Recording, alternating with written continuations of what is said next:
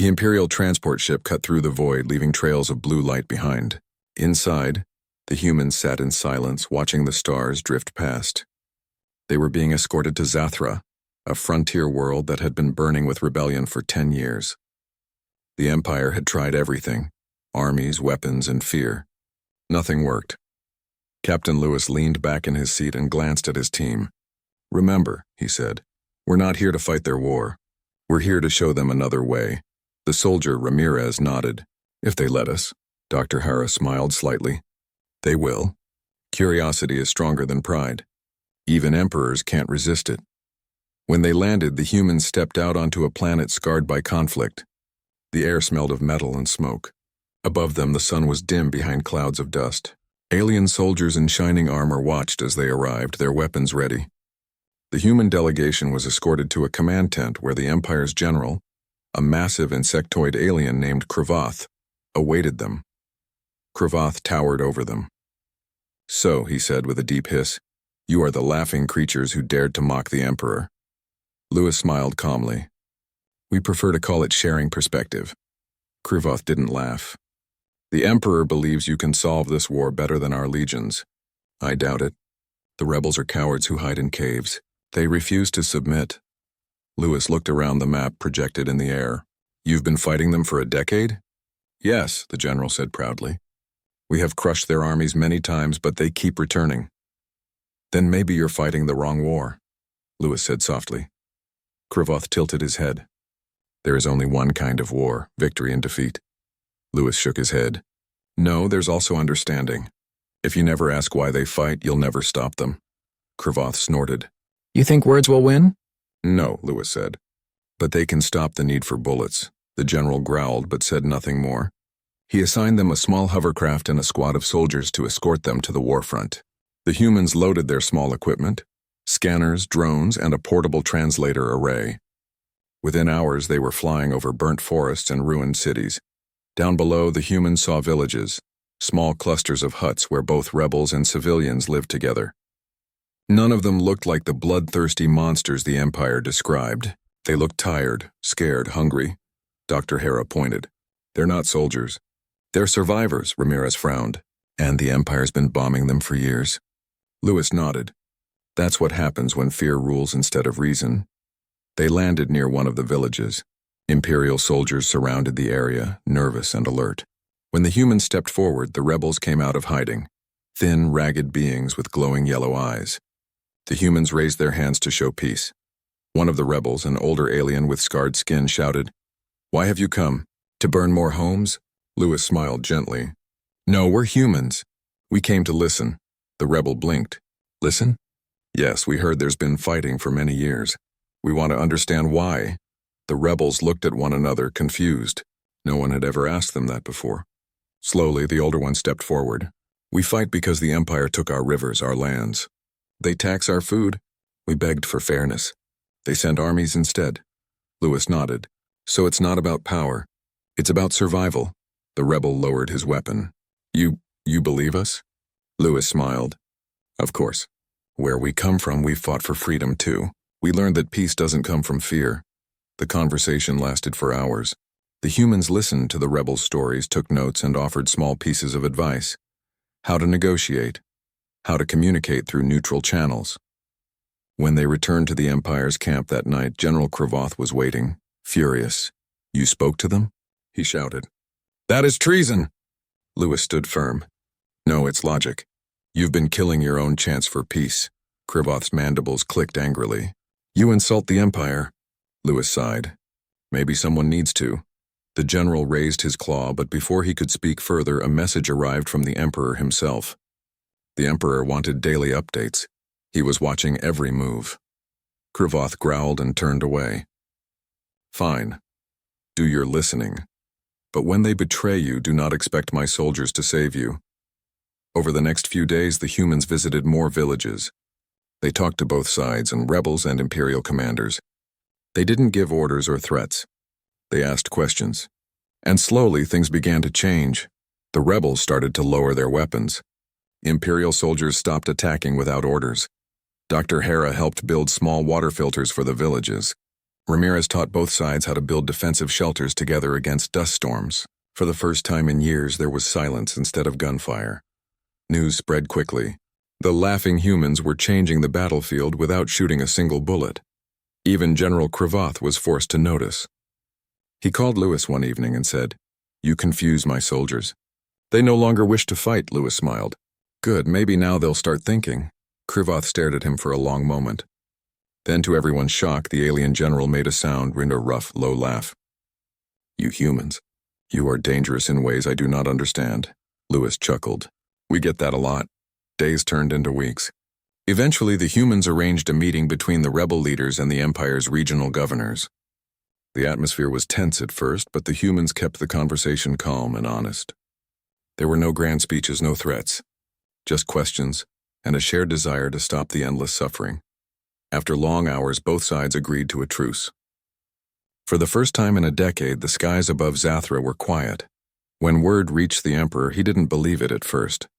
"Peace without victory?" he said in disbelief. "Yes, Your Majesty," said his advisor.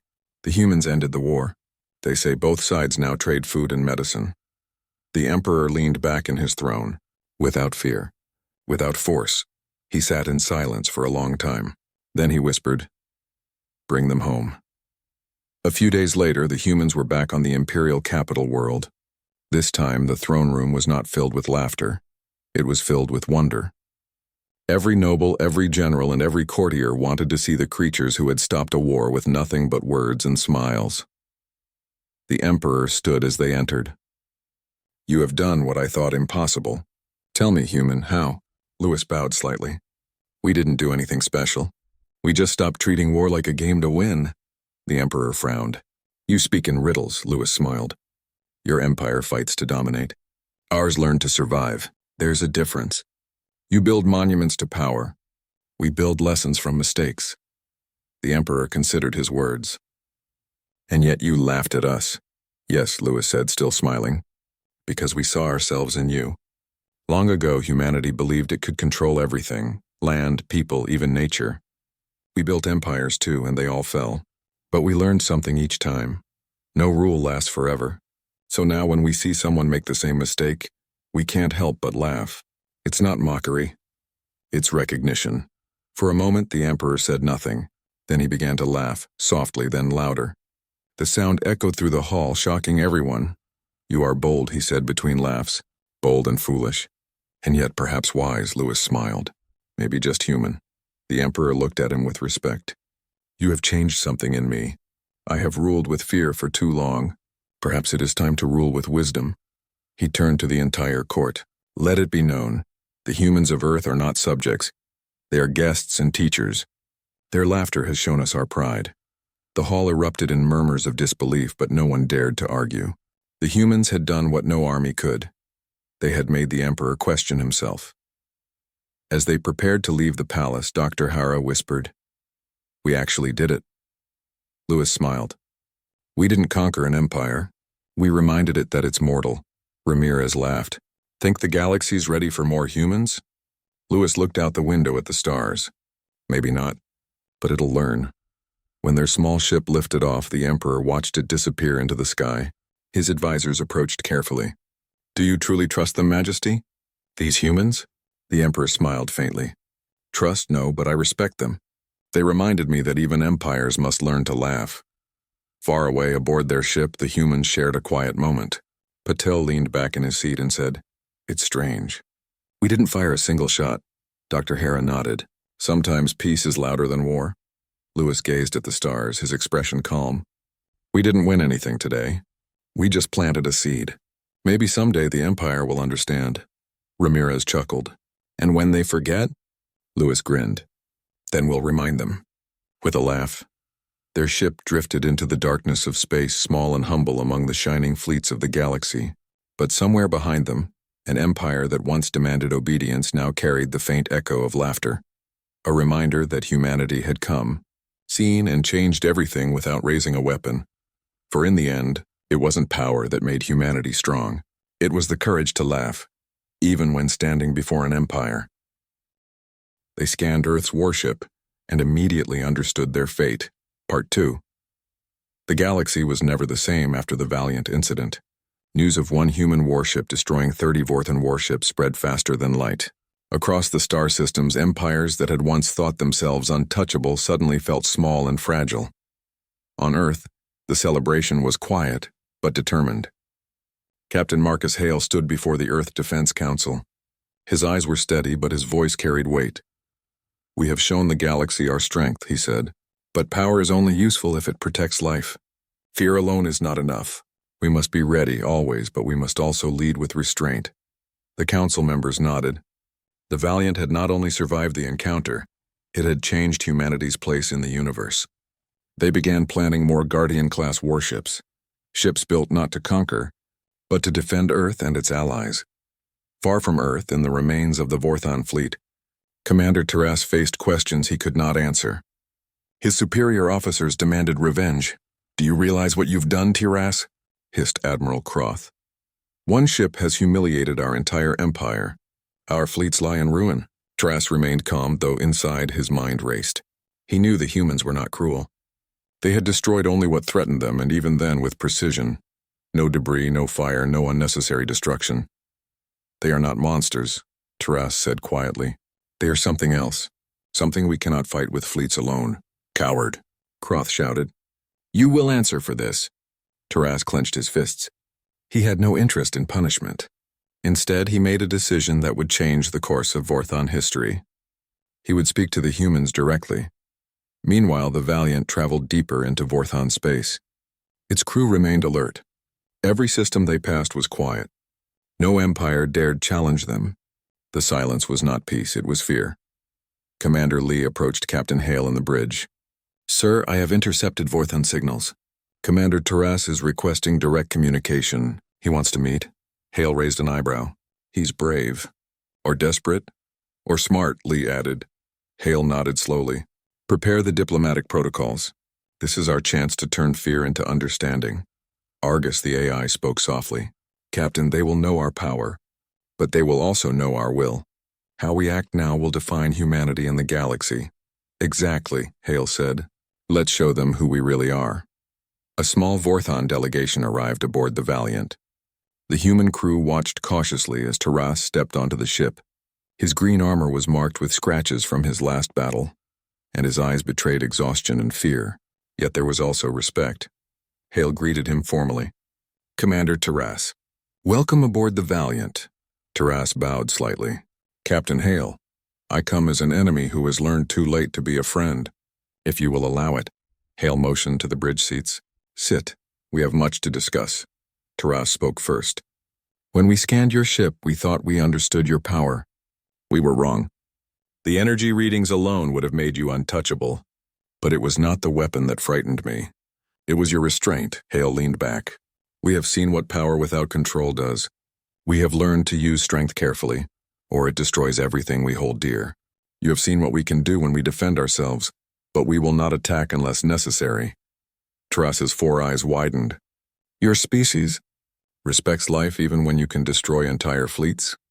"Yes," Hale said simply. "We choose to survive, not to conquer.